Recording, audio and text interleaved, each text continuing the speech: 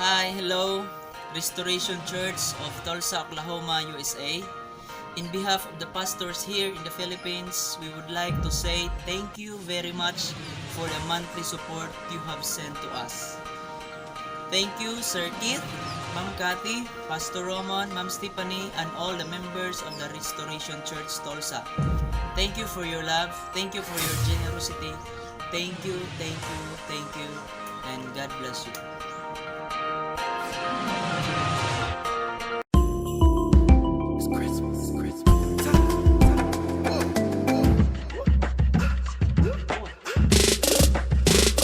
So it's Christmas time, my favorite time to celebrate.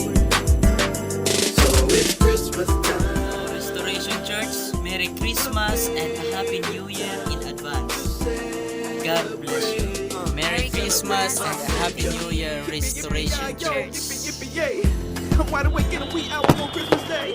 So full of anticipation and excitement. I know I skipped the nutty and made the nice list. And you won't like this when you know I think it's silly. Years later, grown man, and I'm still getting. Come up to see the Christmas lights around the city. And see the smiling faces on the little kids.